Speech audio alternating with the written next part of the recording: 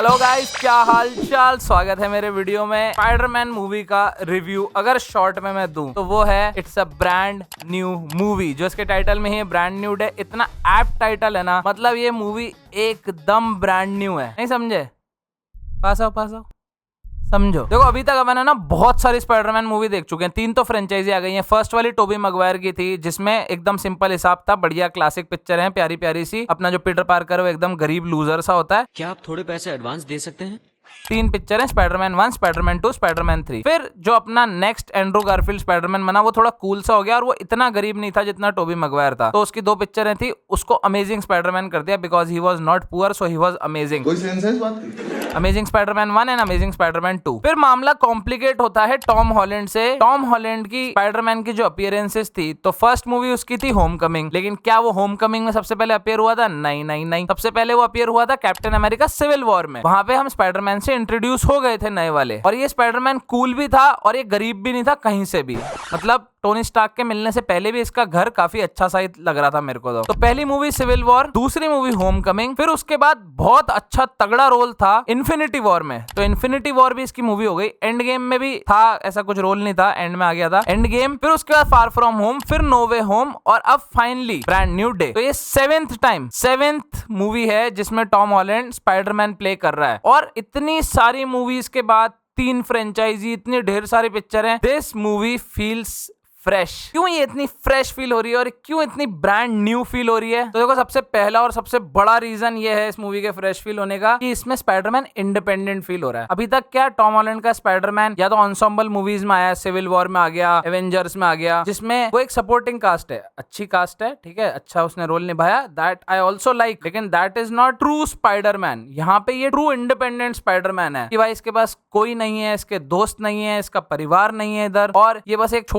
छोटा तो नहीं है, बड़ा हो गया, एक बच्चा है जो दिल का अच्छा है और बस जो अच्छी चीज करना चाह रहा है और बस मदद करना चाह रहा है दुनिया की, बिना कोई लालच के, बिना कोई अपने एजेंडा के, बस अच्छा ही करे जा रहा है। यही तो एसेंस था स्पाइडरमैन का। ये खो गया था कहीं टेक में, स्टार्क टेक में, और ये एवेंजर्स में, थैनोस में, सब कहीं खो गया था। जो अपना फ्रेंडली नेबरहुड स्पाइडरमैन है ना, वो खो चुका था, जो ब्रांड न्यू डे में अपने को मिला है वापस। और इसी वजह से ना इस मूवी में डेप्थ फील होती है, पीटर का स्ट्रगल फील होता है, उसका दुख फील होता है। क्योंकि फार फ्रॉम होम है ना, फैन सर्विस थी वो मूवी में। ठीक है, आप तीनों स्पाइडरमैन लिया है, सब लिया है, लेकिन डेप्थ नहीं था उस मूवी में। उस मूवी में डॉक्टर स्ट्रेंज के पास चला गया, वो पूरी दुनिया पे स्पेल लगा दो, सब भूल जाए, मैं स्पाइडरमैन, मेरी प्रॉब्लम सॉल्व हो जाए। ये नहीं तरीका होता प्रॉब्लम सॉल्व करने का। यू नो इन्फ्लुएंशियल पीपल, क्योंकि तुम एवेंजर्स वगैरह में टोनी स्टार्क और इन सबको जानते थे, तो अब तुम हेल्प ले रहे हो जा जाके। तो कोई सेंस नहीं बन रहा था उसका, और वो थोड़ी सेंसलेस सी पिक्चर लगी थी। फैन सर्विस थी, अच्छी फैन सर्विस थी, एंटरटेनिंग मूवी थी, but there was no depth. और वो डेप्थ ब्रांड न्यू डे में दिखती है। पीटर का दुख दिखता है, ठीक है, उसकी स्ट्रगल दिखती है, क्योंकि यहाँ पे नहीं है कोई हेल्प करने के लिए। यहाँ पे डॉक्टर स्ट्रेंज नहीं है जो एकदम से स्पेल चलाएंगे और सब ठीक कर देंगे, या टोनी स्टार्क आएंगे, ऐसे फेंकेंगे और सब ठीक हो जाएगा। यहाँ पे अपने गैजेट्स भी खुद बनाने, अपना काम भी खुद करना है। ऑब्वियसली थोड़ा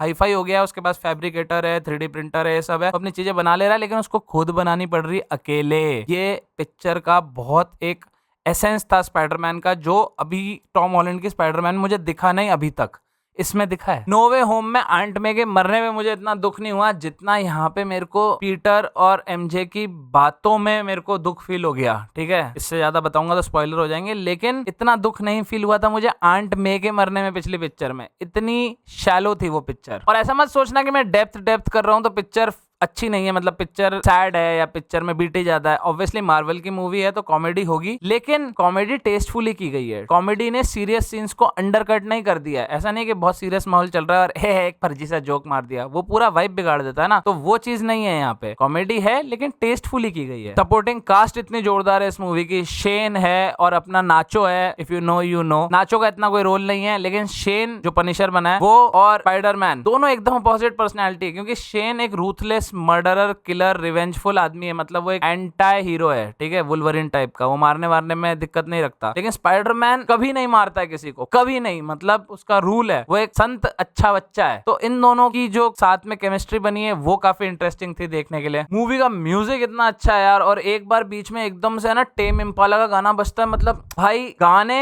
इतने सही डाले हैं, स्पेशली फर्स्ट हाफ में मूवी के। मतलब अभी सोच के गूज बम्स आ गए। वाह क्या एक्टिंग कर रहा इतने बढ़िया गाने थे, मतलब बहुत ही बढ़िया गाने थे। उसके बाद मार्वल है भाई, तो खर्चा हुआ है, अच्छा तगड़ा खर्चा हुआ है वीएफएक्स पे, लेकिन इस बार है ना मेरे को वीएफएक्स में कुछ अलग लगा। मुझे सही में ये मूवी थोड़ी रियलिस्टिक लगी। नोलन की मूवी ना, डार्क नाइट या नोलन कोई मूवी लेते हैं वो प्रैक्टिकल इफेक्ट्स यूज करता है, ठीक है, वो वीएफएक्स का यूज कम से कम करता है, ना के बराबर करता है। तो ऐसा लग रहा था कि नोलन ने बनाई है पिक्चर प्रैक्टिकल इफेक्ट्स के साथ, कि सब रियल लग रहा है, और उसमें मार्वल की एक लेयर आ गई है। मतलब अभी तक की वीएफएक्स वाइज मुझे मार्वल की कोई मूवी इससे बेटर मुझे नहीं पता, क्योंकि पता नहीं वो थिएटर तो रेगुलर ही था, 2D आईनॉक्स में गया था मैं, लेकिन it was looking really beautiful. मतलब मैं डिस्क्राइब नहीं कर सकता है चीज, लेकिन आप थिएटर में देखना, ये पिक्चर कुछ ज्यादा ही अच्छी दिखती है। इस मूवी का एक एक एक्शन सीक्वेंस इतना स्मूथ है, इतना फ्लूइड है, इतना स्टटर फ्री है, कुछ भी मेरे को वर्ड्स नहीं मिल रहे, लेकिन कुछ बात है कि ये पिक्चर ज्यादा सुंदर लग रही है अभी तक की सारी पिक्चरों से, एंड गेम से, इन्फिनिटी वॉर से, कोई सी भी पिक्चर से पिक्चर मुझे ज्यादा सुंदर लगी। और सबसे बड़ी चिंता जो मुझे इस पिक्चर की थी कि भाई ट्रेलर में इन्होंने पूरी पिक्चर तो नहीं दिखा दी, और एक्चुअली मार्वल ने फाइनली ट्रेलर में पूरी पिक्चर नहीं दिखाई। इतना मतलब है ना, डर लगता है आजकल ट्रेलर देखते हुए, लेकिन चुल भी है, देखने भी होते हैं ट्रेलर। तो ट्रेलर में ऐसा लग रहा था कि ये भी दिखा दिया, वो भी दिखाया, सब दिखा दिया, लेकिन एक्चुअली ट्रेलर में कुछ भी नहीं दिखाया है। ट्रेलर आप देख के बिंदास जाओ, आप पिक्चर पूरी एंजॉय करोगे, आपको नहीं लगेगा आपका कुछ भी रुइन हुआ है ट्रेलर से। फैक्ट लिख के देता हूं मैं, बढ़िया, good decision Marvel, always do this, don't show your movies in trailer. Pacing काफी अच्छी थी, 2 घंटे 25 मिनट की मूवी है, लेकिन पेसिंग इतनी अच्छी थी, मैं बोर नहीं हुआ बीच में एक बार भी। तो ये सारी बातें मैं तारीफें करता जाऊं, मैं गलती से कोई स्पॉइलर नहीं दे दूं, इसलिए यहाँ पे मैं रुक जाता हूं। अभी तक आपको एक आइडिया मिल गया होगा कि पिक्चर बहुत अच्छी है। पिक्चर में बुराइयां क्या हैं, क्योंकि ये रिव्यू है तो बुराई भी कुछ बतानी पड़ेगी, परफेक्ट तो नहीं होती कोई चीज। तो एक हल्क को मैं बता सकता हूँ कि हल्क स्टोरी में होता नहीं होता, उसको जबरदस्ती डाला गया है, वो फैन सर्विस है, लेकिन उसको डालने के बाद खर्चा किया, जो फाइट सीन है वो इतना एपिक है कि जाने दो। ठीक है, फैन सर्विस भी तो होनी चाहिए ना, थोड़ी कॉमिक बुक मूवी है। और दूसरी बुराई, ठीक है, 2 ही दिमाग में आ रही है मेरे, दूसरी बुराई की पोस्ट क्रेडिट सीन आता है, और बाय फार मार्वल का सबसे बाय गॉड घटिया पोस्ट क्रेडिट सीन मैंने ये देखा है। इससे घटिया पोस्ट क्रेडिट सीन मैंने तो नहीं देखा मार्वल में, या तो डालते ही नहीं कुछ, मतलब 10 मिनट वहां पे इंतजार कराया और उसके बाद वो कचरा आया है, बड़ा मूड ऑफ हुआ एंड में जाते जाते, left a bad taste in my mouth. ऐसे एक्चुअली नॉट एक पोस्ट क्रेडिट सीन ही, लेकिन बैठना पड़ गया ना वहां इतनी देर, जैसे आप तो बैठ ही जाओगे क्योंकि मेरे वीडियो में अभी तक बैठ गए हो। ये रिव्यू कैसा लगा, थोड़ा खुल के बताया है, कैजुअली बताया है। अगर चैनल पे जाओगे तो मेरा शायद सेकंड वीडियो है, तो मैं एक्सपीरियंस नहीं हूँ। अच्छा लगा, और मेरे ओपिनियंस और चाहिए, और फुल लेंथ रिव्यू चाहिए मूवी का विद स्पॉयलर्स, तो कमेंट करो, लाइक करो, सब्सक्राइब करो। चलो मिलते हैं अगले वीडियो में, bye bye, tata, take care.